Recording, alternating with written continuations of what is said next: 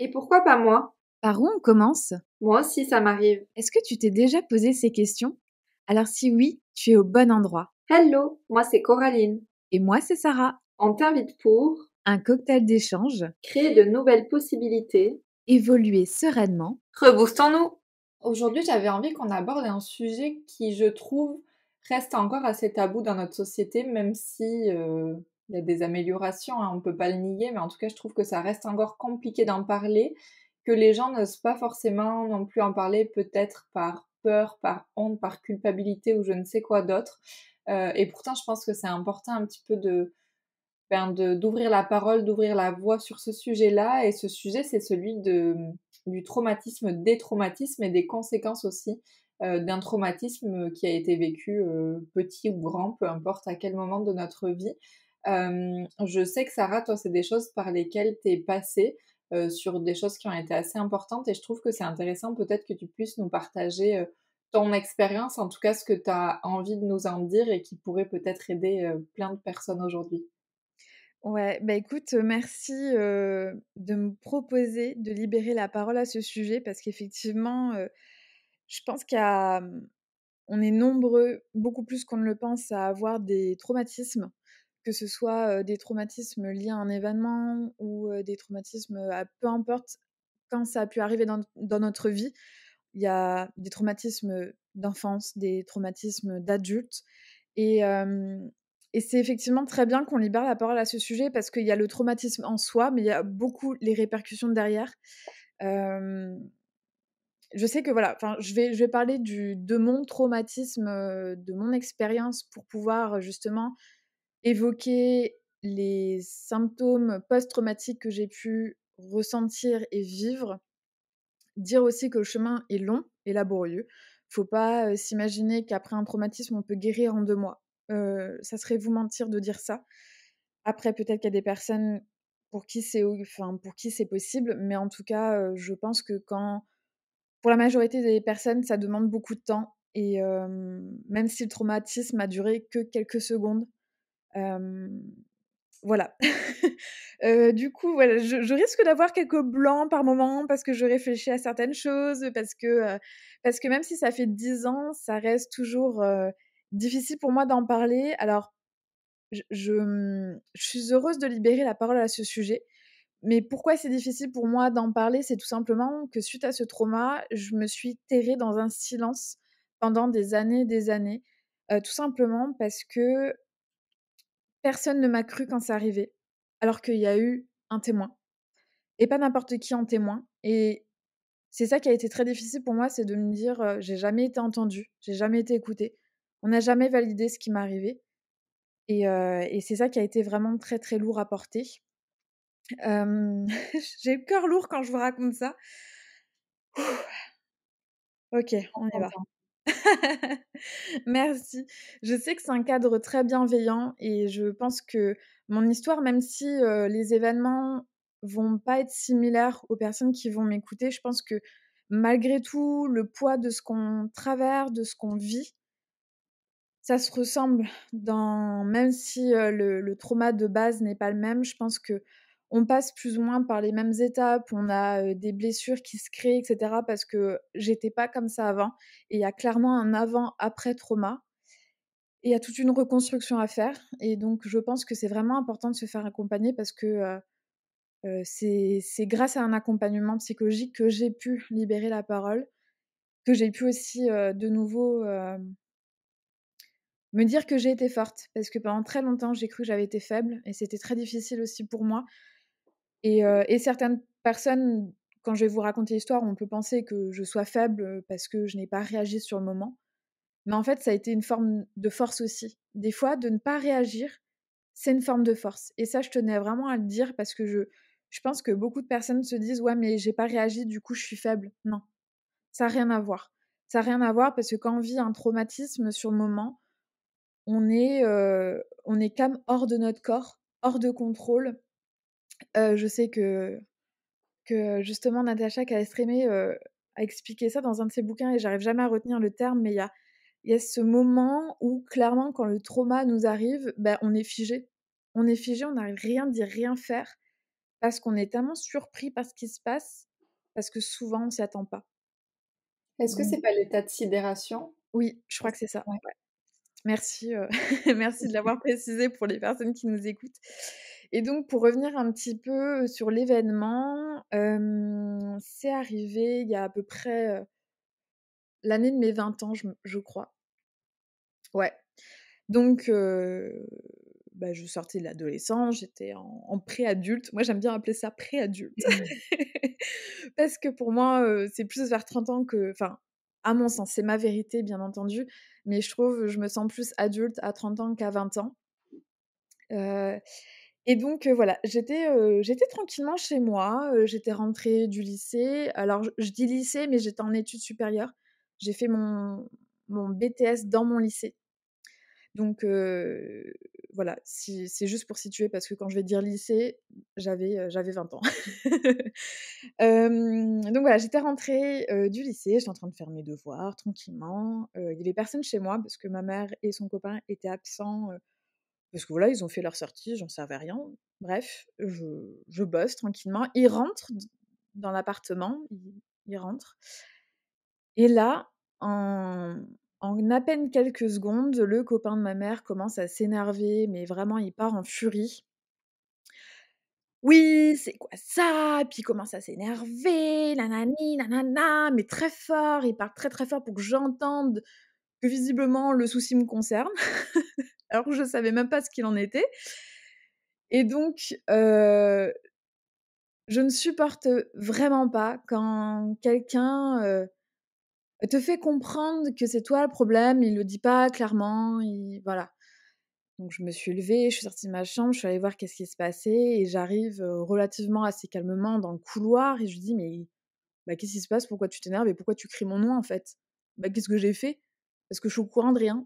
Enfin, vraiment, qu'est-ce que j'ai fait? Et le mec commence à s'énerver de ouf. Je t'avouerai que là, 10 ans plus tard, je sais même pas exactement ce qu'il me racontait. Je sais juste que, de ce que j'ai compris, il s'est énervé parce que chez ma mère, j'avais un chat. Le chat a vomi dans leur chambre et quand il est rentré dans la chambre, il a marché dans le vomi, il s'est énervé. C'était de ma faute parce que je n'ai pas ramassé le vomi. Je lui dis: «Mais en fait, c'est votre chambre, j'ai pas à y rentrer, donc désolée, je n'ai pas ramassé le vomi». Ça aurait été dans n'importe quelle pièce, je l'aurais fait. J'ai aucun souci avec ça. Enfin, j'ai un chien, je sais ce que c'est de ramasser. Donc je ne comprends pas et je lui dis: «Beh, non, en fait, j'ai pas ramassé parce que c'est votre chambre, c'est votre intimité, j'ai pas à y rentrer, tout comme toi, tu as pas à rentrer dans ma chambre». Enfin bref, je me justifie d'un truc, donc je sais même pas vraiment pourquoi j'ai à justifier, bref. Le mec continue à s'énerver, continue à s'emporter et là, il commence à me pointer du doigt, mais genre à mettre son doigt, à menacer, mais à quelques centimètres de mon visage parce que je me tenais à peu près, je sais pas, 1 mètre de lui. Et ça, deuxième truc que je supporte pas, c'est que tu me menaces juste devant moi et juste devant mon visage. Donc je lui dis: «Par contre, tu pas à me menacer». La phrase typique d'un enfant qui a un beau-parent: «Tu qui? Pour qui tu te prends? T'es pas mon père, t'es personne pour me parler comme ça» et bam et j'ai commencé à hausser la voix parce que lui ne descendait pas, ne décolérait pas et en plus, il était passé aux menaces. Donc du coup, j'attaque. J'attaque en disant: «Tu pas à me pointer du doigt», enfin bref et hem, vu que comment dire? Vu que je l'ai un peu bousculé, un peu attaqué et il avait pas l'habitude qu'une femme lui tienne tête et il supporte pas ça. Bah, tiens, on parle de ça, mon chien est en train de vomir. C'est étrange, les coïncidences quand même sont assez particulières. Bon, donc je disais, je reprends où j'en étais après cette péripétie. Ouais, donc il était pas du tout habitué à ce que, une femme lui tienne tête et je sais que c'est une réelle problématique chez lui. Je l'ai compris par la suite parce que, malheureusement, bien plus tard, j'ai appris qu'il était justement en procès avec une femme parce qu'il avait été violent envers elle. Voilà, donc tu sais déjà qu'il y avait un terrain, mais moi je le savais pas encore à ce moment-là et donc je commence à hausser le ton, je lui tiens tête et cetera et c'est là que c'est parti en vrille parce que il ne sait pas maîtriser sa colère, il ne sait pas maîtriser ses émotions et donc La seule réponse qu'il a eue, c'est de m'attraper par le cou et de commencer à m'étrangler. Et là, je m'attendais tellement pas à ça, parce que je me suis dit: «Mais comment on peut en arriver là, en fait?» Et surtout, comment qu'on peut en arriver là à partir d'un vomi de chat? Enfin, rappelons-le quand même, la raison initiale est quand même ridicule et je me dis: «Mais ça peut tellement vite partir en vrille, on s'en rend vraiment pas compte», tu vois? Et donc je suis là, entre ses mains, complètement pétrifiée, je me revois encore complètement stoïque, la bouche grande ouverte parce que j'étais en train de suffoquer et de me dire: «Mais que se passe-t-il?» Plus moyen de respirer et là, mon corps m'a juste lâchée. C'est-à-dire que je n'arrivais même pas à me débattre, pour faire un geste, pour me détacher, j'arrivais rien à faire et surtout, je voyais en arrière-plan ma mère qui était présente vu que ça arrivait à notre domicile. Ça arrivait dans notre couloir et je me dis: «Mais pourquoi ma mère ne réagit pas? Qu'est-ce qui se passe?» Je vraiment, je me remets dans les conditions là quand je vous raconte ça parce que vraiment, mais même encore à ce jour, malgré les explications que ma mère m'a données, parce qu'on a eu cette discussion de: «Pourquoi tu n'as pas réagi?» Plusieurs années plus tard, bien entendu, hein, parce que je vous rappelle que je n'ai rien dit pendant de nombreuses années. Mais sincèrement, j'ai pas compris. Je comprenais pas. Je comprenais pas pourquoi il s'était énervé pour ça, pourquoi il était en train de m'étrangler, pourquoi ma mère derrière ne faisait rien, pourquoi mon corps ne répondait plus, pourquoi j'arrivais rien dire, rien faire. Ça a été traumatisant de me sentir, mais seule, mais tellement seule et à l'abandon même par mon propre corps. Ça a été violent. Violent du bon, bah, je saurais pas vous dire combien de temps ça a duré très sincèrement, je sais pas si ça a duré quelques secondes. Je pense pas que ça a duré quelques minutes parce que c'est des événements qui durent pas «si longtemps que ça» entre guillemets. Ça n'enlève pas le trauma, hein, bien entendu. Bref, il finit par lâcher. Je me retrouve dégagée. Premier réflexe que j'ai, c'est que je suis partie dans ma chambre, en fait. Et après coup, je me dis, bah, je sais pas, il aurait pu faire du mal à ma mère, il aurait pu la tabasser, aller prendre un couteau dans la cuisine, la tuer et venir me tuer par la suite. Enfin, je me dis: «Mais c'est comme ça que ça peut tellement vite partir en couille, Mmh. quoi». Enfin, c'est hallucinant et j'étais tellement sous le choc et je me disais: «Non, mais c'est pas possible, je suis en train d'inventer, je suis dans un rêve» et alors du coup, c'est pour ça que je suis partie dans ma chambre parce que je me suis dit: «Attends, faut que je fasse le point avec moi-même, le point et qu'est-ce qui se passe?» Mais vraiment, c'était ça en boucle. Qu'est-ce qui se passe? Et j'entends au loin ma mère, s'enfermer dans la chambre avec lui, ils étaient en train de s'engueuler. Je savais pas trop ce qu'ils se racontaient, mais bon bref, ils se gueulaient dessus. Quelques minutes plus tard, j'entends la porte qui claque, donc je suppose qu'il est parti. J'entends quelqu'un arriver dans le couloir, c'est ma mère qui arrive dans ma chambre et elle me dit, «Ne t'inquiète pas, ça va aller, il est parti». Et encore une fois, j'entends cette phrase et je comprends toujours pas. Je comprends pas comment ça a pu arriver, comment qu'elle n'a pas réagi et comment on peut me dire: «Ne t'inquiète pas, ça va aller». Cette phrase, elle est restée gravée en moi et elle l'est toujours et je pense qu'elle le sera toujours. À quel moment ce genre de choses arrive? On ne fait rien et on me dit: «T'inquiète pas, ça va aller». Enfin vraiment, 10 ans plus tard, je suis encore sur les fesses de ça. Je me dis: C'est assez dingue» et et un petit peu pour vous expliquer pourquoi j'ai rien dit pendant toutes ces années, déjà c'est parce que, bah, le lendemain, je suis allée à l'école. En fait, j'ai fait comme si de rien n'était parce qu'on m'avait dit: «T'inquiète pas, ça va aller». Alors du coup, le soir, j'ai plus ou moins mangé, je pense. Je me souviens plus trop, mais je pense que j'ai dû aller à table parce que le repas était prêt. Je suis allée à l'école le lendemain, le réveil a sonné, je me suis préparée, j'ai pris mon sac.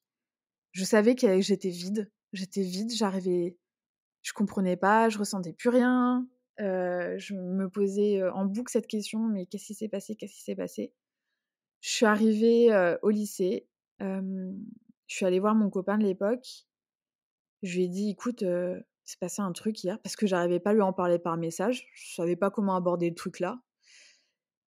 Je lui raconte et il savait que c'était une personne avec qui il y avait des frictions parce qu'on n'avait pas le même caractère.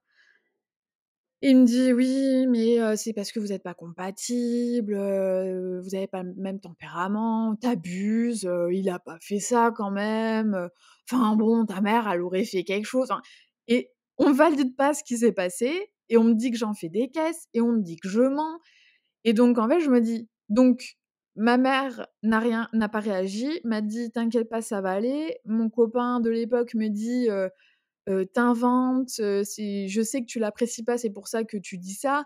Je me dis: «Mais waouh!»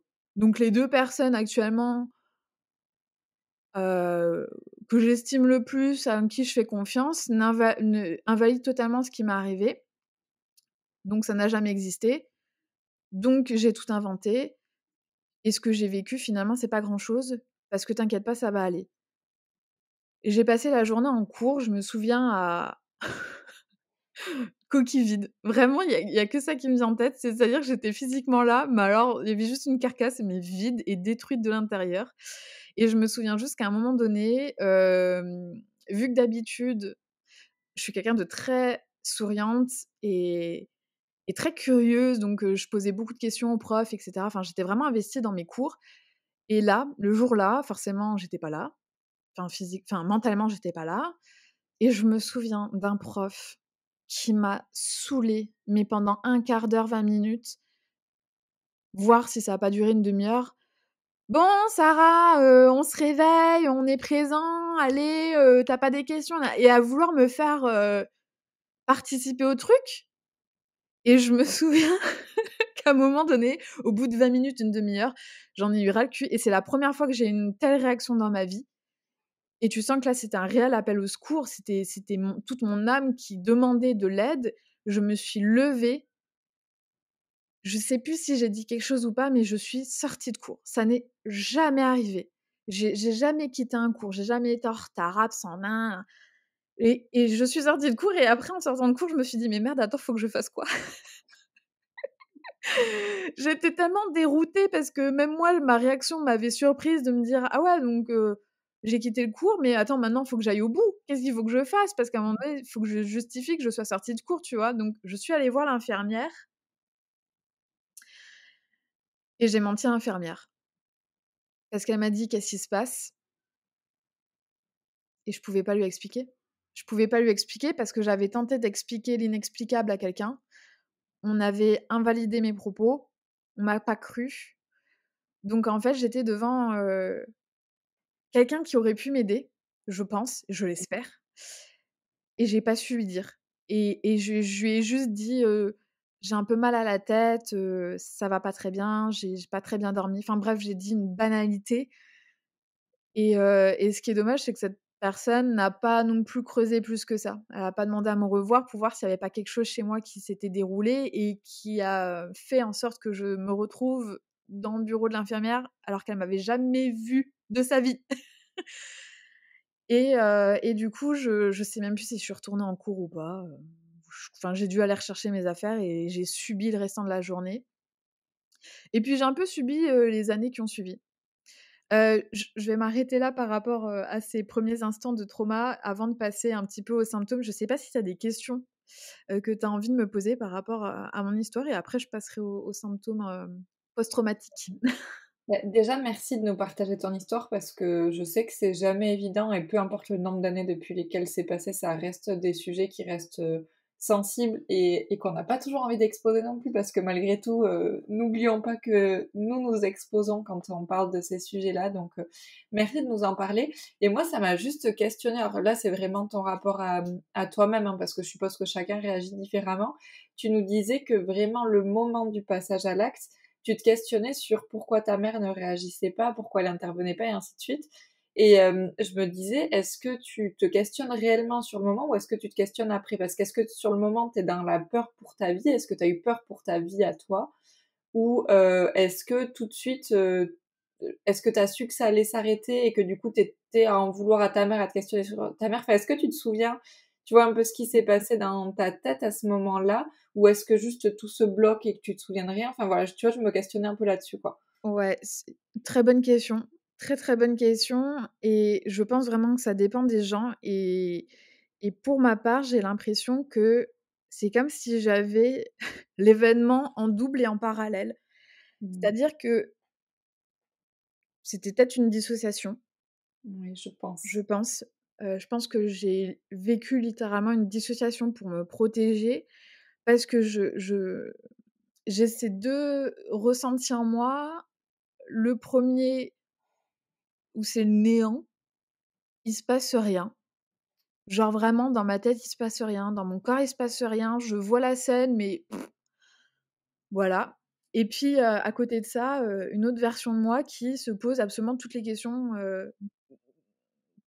qui sont justes de se poser, bah, typiquement, ouais, bah, est-ce que ça va s'arrêter? Est-ce que je vais succomber? Est-ce que j'ai encore de l'air dans les poumons? Et pourquoi ma mère, elle réagit pas derrière? Pourquoi elle est là, elle regarde la scène? Pourquoi elle est pas en train de le je sais pas, de le frapper, de l'assommer avec quelque chose?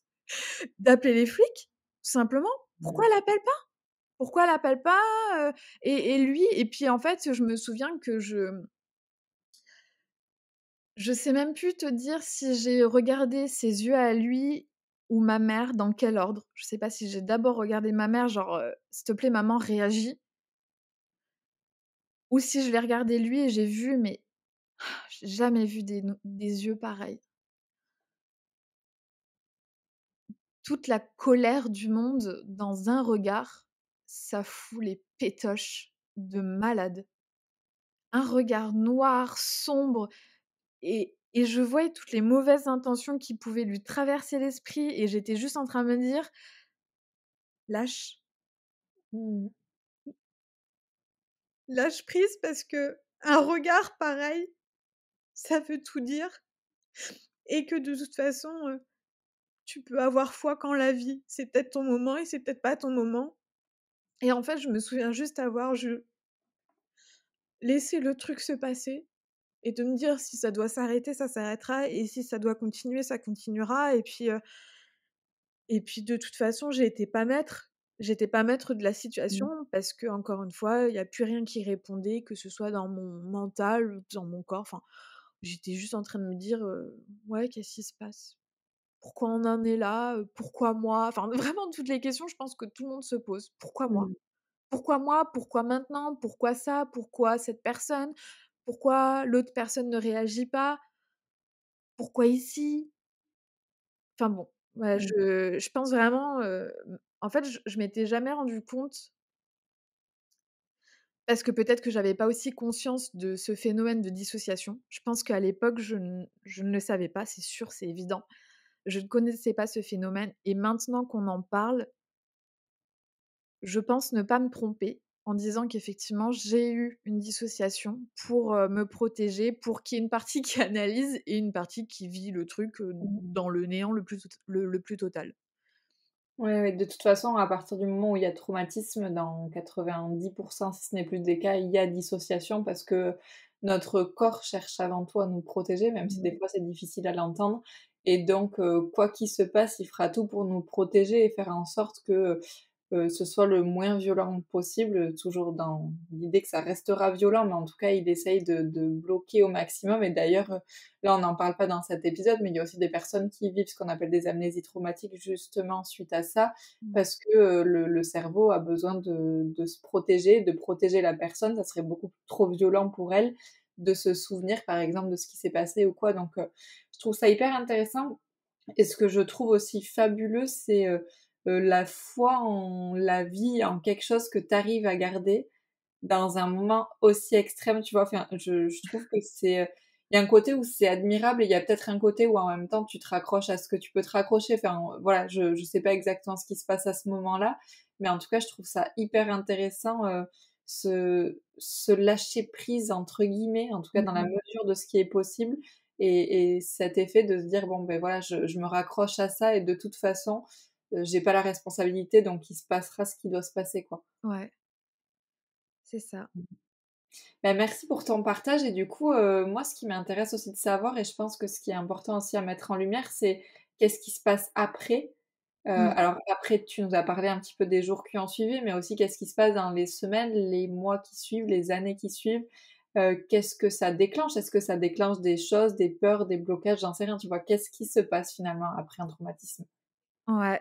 Alors, bah, encore une fois, je tiens à préciser, ça dépend des personnes. Ça dépend de Mmh. ce qui nous arrive, des personnes, du contexte et cetera. Moi, je suis restée, dans un univers très malsain, très toxique, tout simplement parce que ma mère est restée avec cet homme-là plusieurs années après ce qui s'est passé.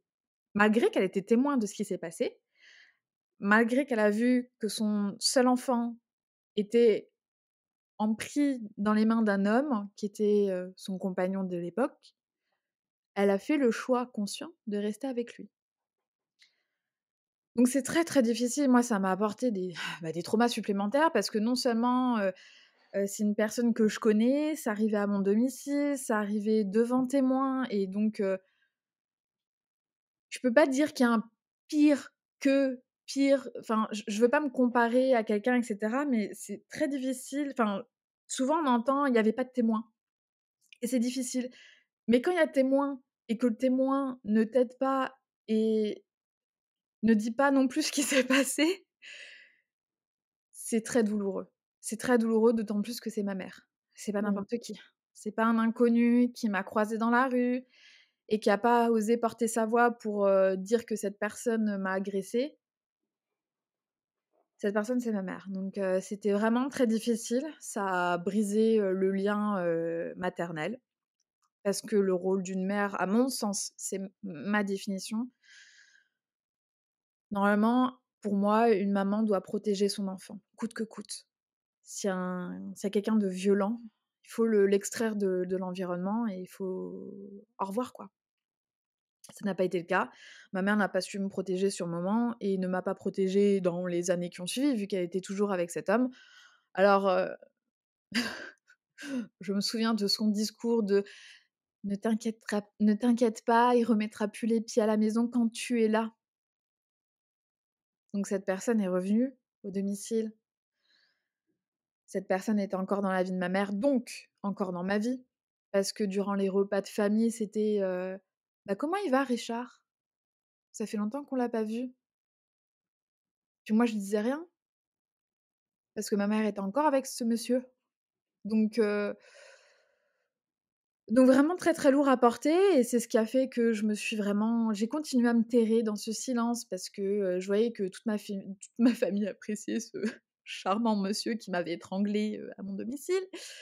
Et donc c'est très difficile d'être spectateur. Enfin, pendant des années, j'étais spectatrice de tout ça, de me dire: «Mais attends, pourquoi tout le monde prend de ses nouvelles et au final personne prend des miennes?» Mais en fait parce que personne n'est au courant, parce que ma mère n'a rien dit, parce que je n'ai rien dit et donc je me suis terrée là-dedans pendant je sais même pas combien d'années, et je sais qu'à un moment donné, j'en ai quand même parlé à ma famille parce que je sais qu'un jour j'ai explosé. J'ai dit: «Maintenant ça suffit, s'il vous plaît, arrêtez de me poser des questions, de me demander comment va Richard, parce que sachez que Richard, il m'a étranglée à mon domicile». Et en fait, c'est horrible parce que on t'apprend pas à gérer un trauma, on t'apprend pas à en parler non plus. Mmh. Donc quand j'ai libéré la parole, ça a été, je pense, un peu catastrophique dans le sens où, j'ai dit j'ai fait ce que je pouvais. Voilà, tout ce que je retiens, je regrette pas ce que j'ai pu dire ou comment j'ai pu le dire, je retiens juste que j'ai fait vraiment ce que j'ai pu avec ce que je pouvais au moment à l'instant T. Mmh. Et je pense que ça a été très compliqué, enfin je pense que ça a été, vraiment, comment dire? Je pense que j'avais pas trop les mots, je savais pas trop comment, aborder le sujet, donc j'ai été très cash. Je pense que les premiers temps, j'ai vraiment amené le sujet très cash et c'est pour ça qu'encore aujourd'hui, quand j'en parle, on a l'impression que je suis plus trop enfin, si ça s'entend peut-être à ma voix que voilà, je parle différemment d'habitude, que je suis, qu'il y a quand même encore beaucoup des sentiments et d'émotions qui ressurgissent parce que ça reste un trauma. Mais c'est vrai qu'il y a des moments, je pense que j'en ai parlé et j'étais tellement distante et froide que des personnes ont pu, encore une fois, ne pas valider mes propos. Parce que j'en parle avec détachement. Mais parce que c'était ma manière aussi de me protéger Et c'est ça qui est horrible, c'est que souvent les victimes vont parler de ce qu'elles ont vécu avec un certain détachement parce qu'il y a eu dissociation et parce que c'est sûrement la partie dissociée qui est en train de communiquer sur le trauma et qu'elle en parle de manière très factuelle. «Ah bah, j'ai Mmh. été étranglée. Ah, vous étiez pas au courant? Bah, pourtant, ouais, j'ai été étranglée par un homme», bah, c'est le copain de maman d'ailleurs, c'est pour ça que quand vous posez des questions et en fait, je pense que j'ai été très froide, très distante, très directe, quoi. «Il m'a étranglée». Mmh. Ah! Et puis, bah, pareil, on n'apprend pas aux gens à, gérer ce genre de choses quand tu te prends le truc en pleine figure. Donc j'ai jamais, j'en ai jamais voulu à mon entourage, leur réaction parce que j'imagine que ça a pas dû être facile non plus pour eux d'apprendre ça, et de juste pas savoir quoi dire et ce qui est aussi, entendable. À un moment donné, on peut pas non plus avoir le mot à tout, pour tout le monde. Donc bon, bref et là où j'ai fini, alors non, je vais continuer dans les post-traumas. Donc du coup, voilà, déjà en post-trauma, je vais dire que déjà moi je me suis, enterrée dans un silence, mais j'ai tout enfoui. J'ai pu parler de ça, j'en ai ja enfin voilà, j'en parlais plus, voilà, quand on me demandait un petit peu, ma vie. Tu sais, des fois on te demande: «Ah mais qu'est-ce que tu as vécu dans ta vie?» Mais ça, tout ça, Mmh. j'ai mis ça dans un coin de ma mémoire, je l'ai très, très bien enterré. Par contre, tout ce qui est post-trauma, je me suis pris un tsunami de post-trauma. C'est-à-dire que depuis que c'est arrivé alors, je vais recontextualiser. Je n'avais pas peur du noir. J'avais un très bon sommeil réparateur. J'avais pas plus peur que ça de la violence, des excès de violence, enfin voilà. Tout ça, ça va, je gérais, je maîtrisais. Et puis du coup, suite à ça, bah, déjà, par par où commencer? Je pense que je sais pas si je peux dire qu'il y a une chronologie, mais je pense que déjà, les gens qui sont violents, qui basculent dans la violence assez rapidement et assez dans l'extrême, bah, ça je peux plus le supporter. Donc par exemple, Mmh. typiquement tout ce qui est manifestation, tu me verras jamais là-bas. C'est pas parce que je suis contre les idées ou quoi que ce soit, c'est juste que je ne peux pas. Je ne peux pas être dans un environnement où il peut éventuellement y avoir une personne qui, tout d'un coup, commence à s'énerver, alors que c'est et physiquement et verbalement. C'est-à-dire que si je suis Mmh. avec une personne qui commence à hausser le ton ou à avoir une gestuelle de plus en plus rapide, de plus en plus violente, à taper du poing sur la table, je ne peux pas. J'ai vraiment, c'est pas possible pour moi, et tout de suite, je vais demander à la personne, «Calme-toi, détends-toi, il y a rien de drame, enfin il y a rien de dramatique, tape pas du poing sur la table, tu abîmes la table». En plus, c'est vrai.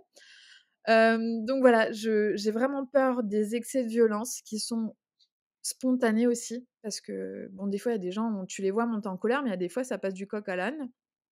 Donc j'ai vraiment peur des gens violents physiquement et verbalement. Ensuite, je dirais que, bah, j'ai plus fait de nuit, réparatrice. J'ai toujours pas trop réglé ce problème-là d'ailleurs. Faudrait peut-être que à un moment donné, enfin, je sais que je dors plus sereinement, Mmh. mais j'ai pas le même sommeil que j'avais à l'époque. Alors après, il y a peut-être d'autres facteurs. Il y a aussi le fait que voilà, on évolue, je vieillis, donc le sommeil est différent. Mais je sais que pendant des années, je faisais, des cauchemars, des terreurs nocturnes, je me réveillais avec, cette sensation de suffoquer. Je faisais, ouais, cauchemar sur cauchemar, donc en fait, je dormais quasiment plus, donc forcément ça te rend irritable et cetera. Enfin bref, tout le package. Donc vraiment, voilà, ces soucis au niveau du sommeil. La peur du noir. Je suis devenue terrifiée d'être seule. Alors bon, quand c'est chez moi, ça va à peu près, parce que Mmh. je me dis: «Il y a personne, ça va aller, tu peux aller jusqu'à la salle de bain sans lumière, t'inquiète pas». Mais il y a quand même toujours un petit sursaut, tu vois? Par contre, quand je suis chez quelqu'un où j'ai pas l'habitude d'aller, c'est pas possible, il me faut une lumière. Donc j'aurai toujours mon téléphone avec moi en lampe torche, j'allumerai les lumières, voilà. Donc maintenant tout ce qui est, maison hantée, train fantôme, c'est même plus possible, c'est inenvisageable. Heu et alors ça, c'est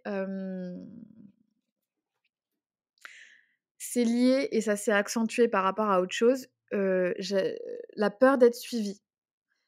La peur d'être suivie, la peur d'être attaquée de nouveau parce que je me suis dit en fait, c'est con, hein, mais vu il est pas arrivé à ses fins, d'après le regard que moi j'ai perçu chez lui, je pense vraiment qu'il voulait mettre fin, à tout ça. Donc je me suis toujours dit: «Il y a peut-être un sentiment de quelque chose qui est pas assouvi». Et il a pas été jusqu'au bout, donc vu qu'il sait où j'habite, pourquoi il viendrait pas m'agresser de nouveau? Pourquoi il viendrait pas terminer le job? Pourquoi il viendrait pas, vouloir ne serait-ce que même me frapper pour me dire: «Ne parle pas, porte pas plainte», parce que, ça m'a traversé l'esprit. J'ai voulu porter plainte contre lui. En plus, j'avais une témoin. Sauf que le souci, c'est que ma mère, vu qu'elle est restée en couple avec lui, j'osais pas faire ça à ma mère. Ah, ce sentiment de culpabilité qui, en fait, continue à te tuer, toi, à petit feu de l'intérieur. Donc, ce sentiment d'insécurité, mais permanente, c'est-à-dire tout le temps la peur d'être suivie, la peur qu'il me retrouve, la peur qu'il m'agresse. Donc, c'est un petit peu aussi pour ça que ça a joué quant à mon déménagement prématuré. J'avais prévu de déménager un jour de chez ma mère, bien entendu, mais c'est arrivé un petit peu plus vite que prévu et je l'avais pas du tout organisé parce que tout d'un coup, je supportais juste plus. Je supportais plus d'être dans cet appartement où c'est arrivé, de vivre sous le même toit que ma mère qui est encore en couple avec cet homme. Bref, il y a eu un truc et j'ai décidé de partir, littéralement du jour au lendemain. Je crois qu'en une semaine, j'avais pris mes valises et j'étais partie. J'avais trouvé un appartement et j'étais partie et même en ayant déménagé, j'étais toujours dans l'insécurité permanente. C'est-à-dire que, même quand j'allais le matin, récupérer ma voiture au garage souterrain, je me retournais tous les jours. J'arrivais dans le souterrain et à chaque fois, j'écoutais. OK, il y a pas de bruit, donc il y a personne. Et quand je marchais le long, du souterrain pour aller jusqu'à ma voiture, je me retournais, des fois entre, 3 et 4 fois, quoi. Donc très dur à vivre au quotidien parce que tu as tout le temps ce stress, post-traumatique, quoi, qui se présente de différentes façons selon, la personne et selon ce qui s'est passé. Et c'est ce problème de, je peux être suivie, ça s'est accentué parce qu'à l'époque, du coup, j'ai fini par, quitter, le copain avec qui j'étais, qui lui-même m'a suivie dans la rue une fois. Parce qu'il avait peur que j'ai quelqu'un d'autre, enfin bon bref, toutes les raisons post-rupture. Et donc en fait, vu que j'étais encore dans cette phase, enfin c'est quand même assez proche, de l'événement, peut-être, dans les mois qui ont suivi, peut-être l'année en cours, je ne sais plus. Mais, ça faisait beaucoup. Parce que déjà, moi, j'avais peur d'être suivie par cet homme qui m'avait agressée à mon domicile et je me dis: «Mais même mon ex-copain, il est en train de me suivre pour Mmh. savoir ce que je fais, où je vais, avec qui je suis». Donc en fait, c'est con, mais les tout petits trucs qui suivent l'événement, ça peut accentuer aussi le trauma et les syndromes post-traumatiques.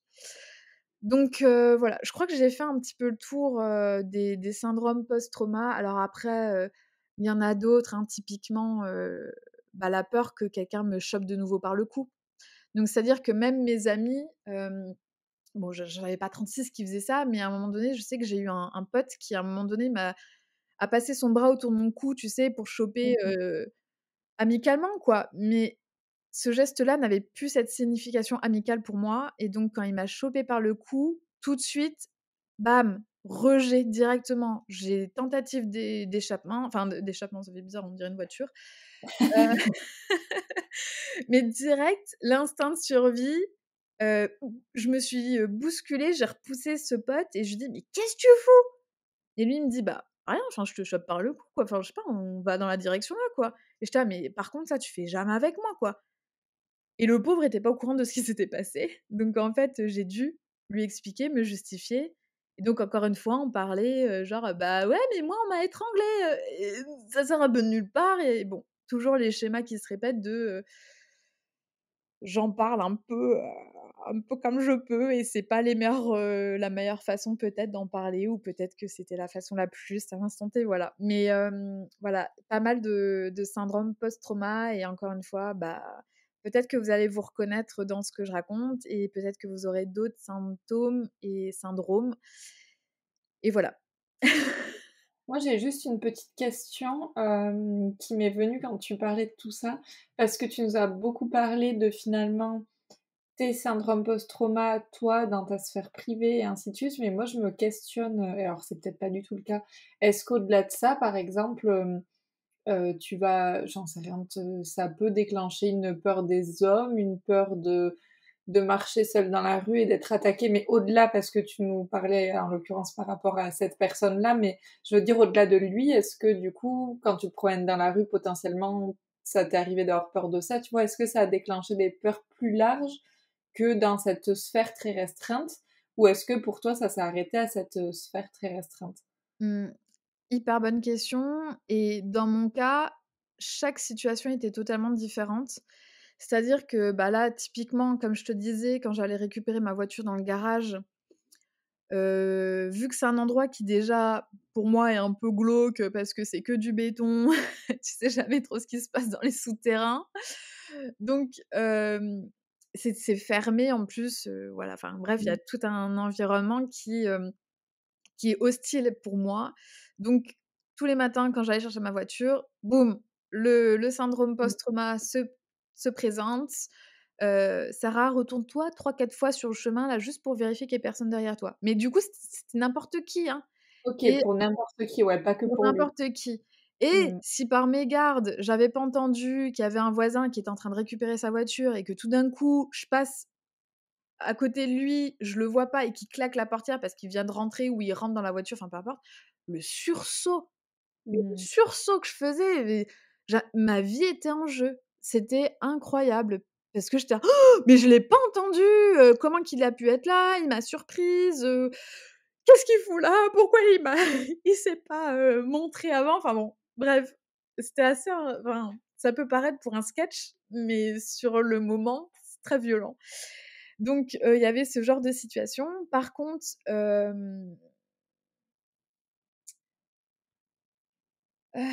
quand je retournais au lycée, j'essaie de me remémorer parce que la question, c'est vrai que je me la suis jamais posée.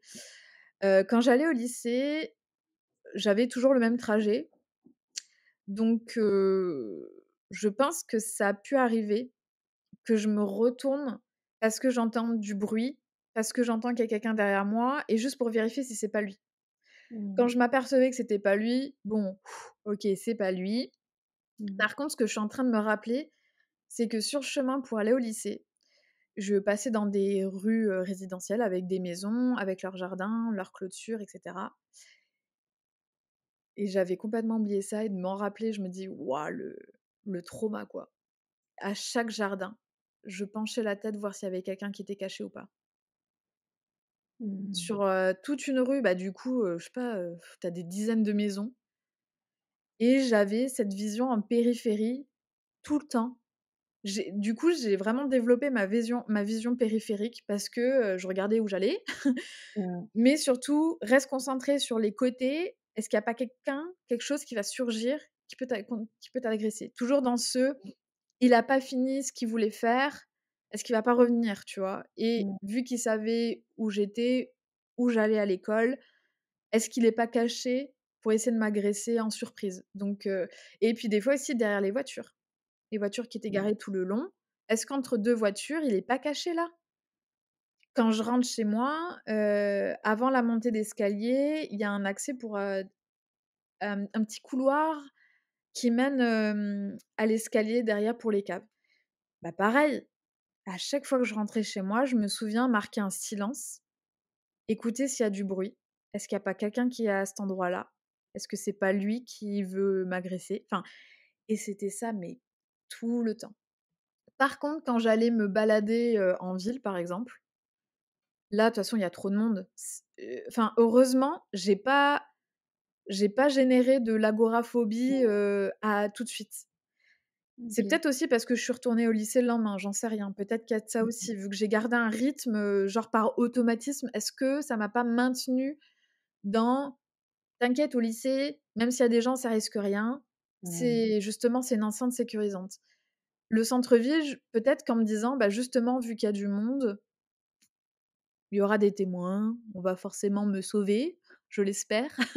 Enfin, du coup, je me souviens, ouais, j'ai pas été, affectée dans ce genre de moment, mais dès que ça touchait à ma sphère, hem, privée ou vraiment du quotidien, ouais, j'avais peur.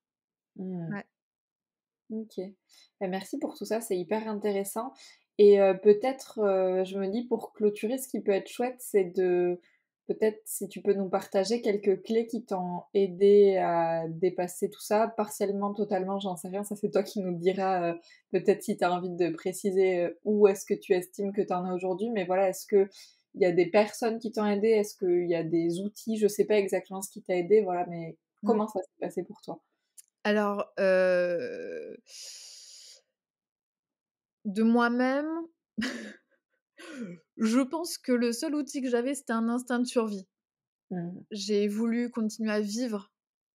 Donc déjà, je me suis pas laissée abattre, tu vois? J'aurais pu rester enfermée chez moi, à continuer à me dire: «Mais pourquoi moi? Pourquoi moi? Pourquoi moi?» et ne plus rien faire de ma vie parce que, j'avais pas les réponses.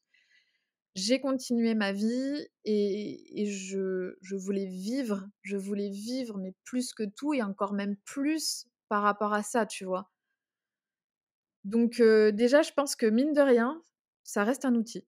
L'envie, la volonté de se battre, d'être debout, de se lever, de suivre son quotidien, je pense que mine de rien, on n'en parle pas, mais vraiment, je pense que c'est un réel outil qui, du coup, te pousse à te lever. L'envie de faire quelque chose, l'envie de vivre, l'envie de voilà, l'envie. Ensuite, clairement, la personne et l'outil qui m'a le plus aidée, bah, c'est d'avoir démarré une psychothérapie. Mmh. Alors, je vais pas rentrer dans les détails, mais en gros, je l'avais commencé pour autre chose Mmh. et finalement, heureusement que je suis allée voir cette psychologue parce que déjà la psychologue, elle était incroyable, j'ai tellement de gratitude, d'estime et de respect pour elle. Franchement, ça a été ma sauveuse. Ça a été ma sauveuse parce qu'elle m'a vraiment aidée et elle a réussi à ouvrir, le coffre-fort parce que, bah, j'en avais pas parlé. Même durant les premières séances avec elle, j'en avais pas parlé et à un moment donné, elle a mis le doigt dessus et là, il y a tout qui a explosé. Mais en une fraction de Mmh. seconde, il y a tout qui a explosé et ce qui est génial et j'ai pas fait exprès, enfin, c'était pas voulu vu que c'était pas cette raison pour laquelle j'avais été voir la psy, elle était spécialisée en EMDR et le EMDR, c'est une technique en psychothérapie qui va venir réparer le trauma, le surmonter, le transcender. Vous appelez ça comme vous voulez, mais en gros, ça va venir, c'est un outil pour réparer les traumas et donc en quelques séances et ben, elle a réussi à me reprogrammer mon cerveau par rapport au trauma que j'ai vécu. Non, je n'étais pas, en faiblesse. Et on a pu aussi retravailler, cette sécurité, ça n'a vraiment pas été facile, surtout du point de vue de la sécurité, c'était très, très long pour moi. Mais déjà, le regard que je portais sur la situation, il a complètement changé quand, elle a reprogrammé mon cerveau et que j'ai réalisé que j'étais pas faible. J'étais pas Mmh. faible parce que, bah, je suis là, je me suis battue, en fait. Sans forcément le faire exprès et le vouloir, tu vois? Mais voilà, c'est mon regard qui était faux par rapport à la situation. Enfin, c'est pas faux parce que c'est quand même une part de vérité, parce que mon corps m'a lâchée, donc ça peut être une forme de faiblesse, mais je suis encore là, je me suis battue, je me suis raccrochée à la vie puisque j'aurais pu sombrer et ne plus vouloir vivre aussi et donc vraiment j'invite toutes les personnes qui ont vécu un trauma à s'orienter vers un psychothérapeute, un psychologue, surtout un psychologue qui fait de l'EMDR. Parce Mmh. que moi, pour moi, ça m'a réparée. Ça m'a vraiment aidée et ça m'a donné un second souffle, parce que je pensais que j'allais vivre, avec ça, avec ce poids tous les jours et ça l'a allégé. Je peux pas dire que j'ai complètement oublié parce que ça restera, c'est quand même ancré en moi, ça fait partie de mon expérience, ça a développé d'autres choses et ça a développé aussi du positif. mais allez voir quelqu'un en qui vous pouvez parler de votre souci, qui vous aidera sincèrement. Mmh. Mmh. Merci pour tes mots, Sarah, et je vous invite également effectivement, si jamais vous avez vécu, un trauma, si vous en vivez un, peu importe, à vous entourer surtout de personnes qui sauront vous comprendre ou au moins entendre, écouter, être bienveillant et reconnaître ce que vous avez vécu parce que c'est hyper important, et que ce soit dans la sphère privée, dans la sphère, thérapeutique ou peu importe, mais trouver la personne en tout cas qui vous convient, c'est hyper important, et ne restez pas seul avec ça. Il y a plein de personnes à qui vous pouvez parler, il y a même des associations selon le type de trauma et ainsi de suite, donc c'est vraiment important. Si vous avez envie de rebondir sur l'épisode, si vous avez envie d'échanger de quelque chose que vous avez vécu ou peu importe, on reste disponible aussi, sur notre, Instagram pardon, entre cops, en privé pour échanger, en commentaire si vous le souhaitez également. N'hésitez pas à partager l'épisode aussi à quelqu'un, que ça pourrait aider, peut-être qui a vécu ça aussi dans sa vie, et puis on vous dit à très vite. À très vite!